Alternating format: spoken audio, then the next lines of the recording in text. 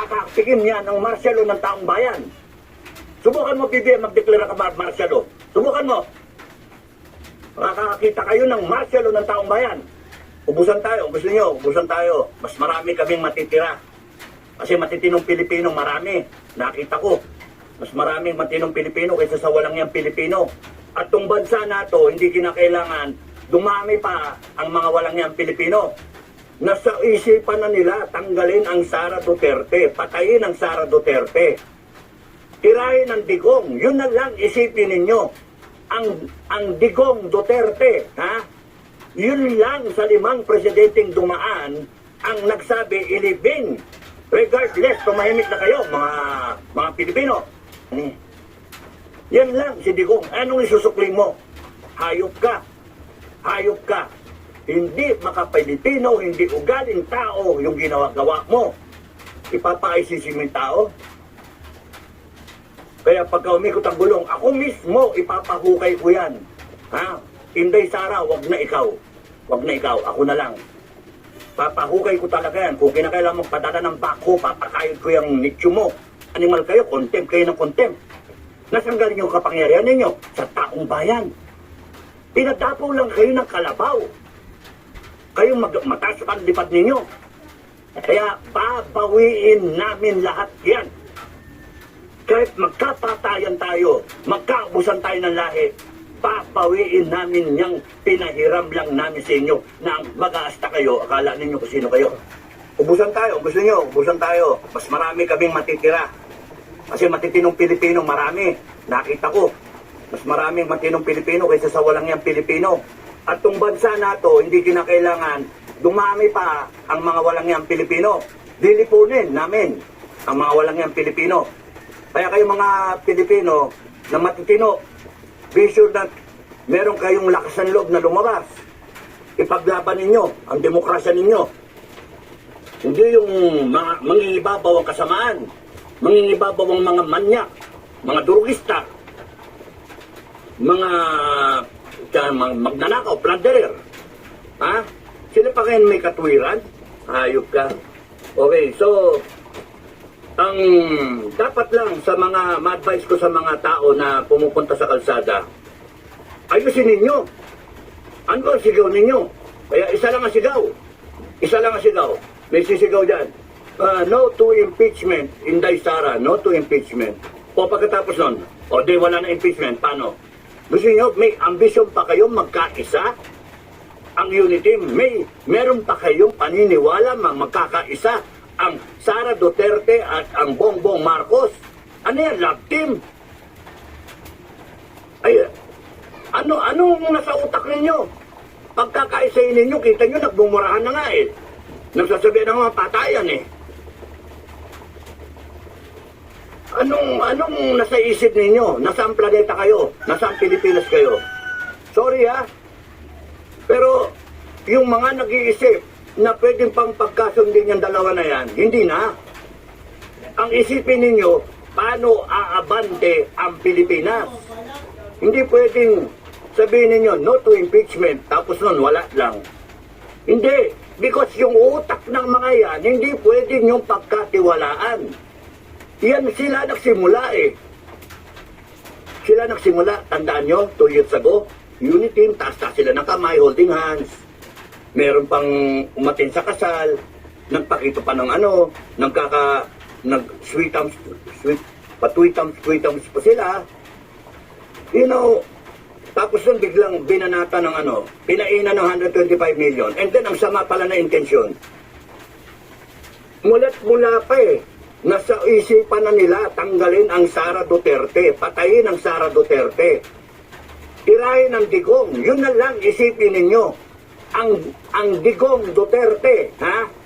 Yun lang sa 5 presidenteng dumaan ang nagsabi ilibing. Regardless, tumahimik na kayo mga Pilipino.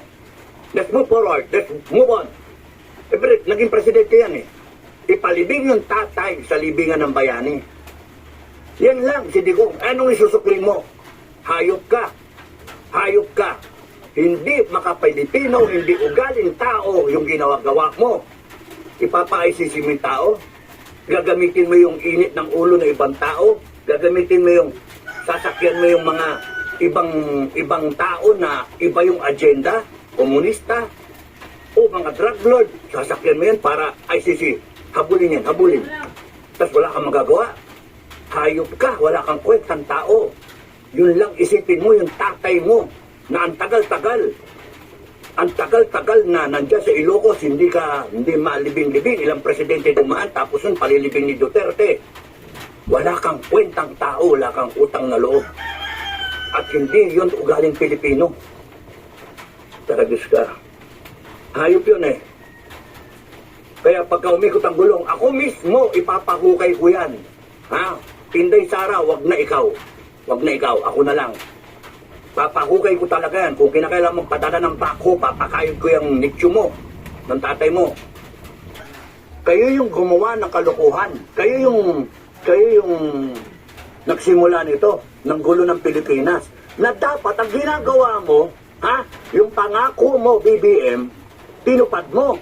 Yung bigas na 20 pesos, yung 1 milyon na kada taon, pabahay. Nasaan na? No? Yung maharlikapan, nasaan na? Yung PhilHealth, nasaan na? Nagbenta ka pa ng ginto. Nasaan na? Yung kayamanan ng tatay mo na sinasabing pamamana sa taong bayan na ang daming mong binudol, ang daming umasa doon. Nasaan na? Hayop ka. Tapos yung independent foreign policy na wala tayong kalaban, itutuloy mo kay Duterte. Anong ginawa mo? Naglagay ka ng base militar dito. Ginawa mong magnet ang Pilipinas. Hayop kayo. Sinira mo yung armed forces.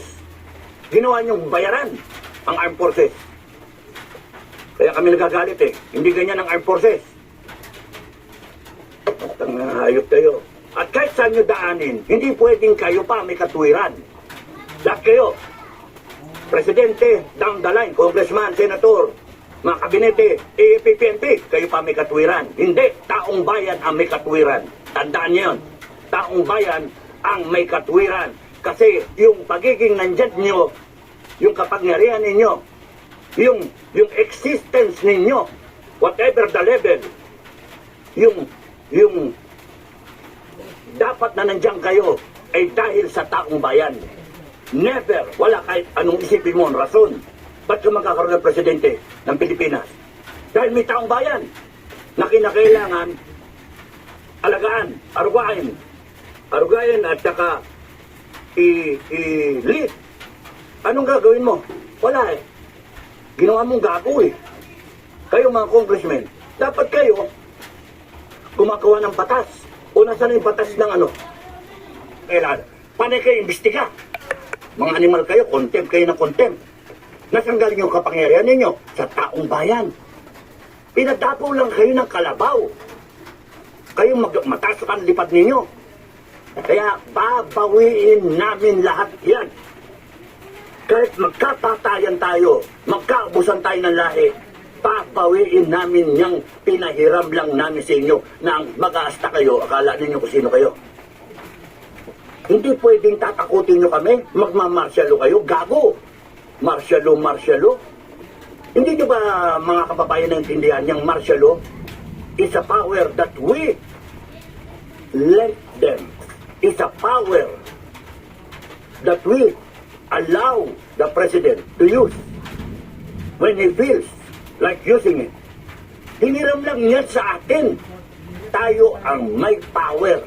Tapos matatakot kayo mga kababayan. Abay, huwag kayo matakot. Mag-declare yan ng martial law. Makakaaktigin yan ng martial law ng taong bayan. Subukan mo, BBM, mag-declare ka martial law. Subukan mo. Makakakita kayo ng martial law ng taong bayan.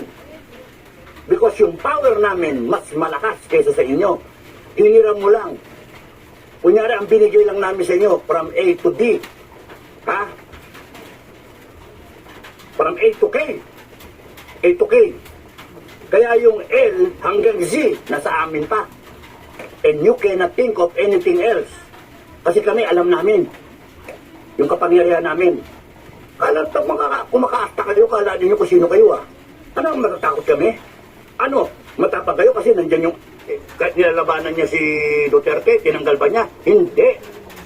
Because you need in the Security Council all the minds. so that you will get the right advice. Because right there, you smack in the middle of it, you are the president. You will hear all the advice, and then you will have to decide. You will have to weigh. Tatanggalan mo ng dating presidente. Ba't? Magaling ka na ba? Nakadalawang taon ka pa lang. Yung mga dating presidente naka-6 na taon. Yung isa dyan naka-9 na taon. Buhay pa. O, si Gloria.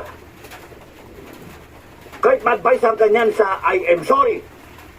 Ha? At least masabi mo, I am sorry. Gago ka, tanggalin mo sa National Security Council. Eh yun na experience.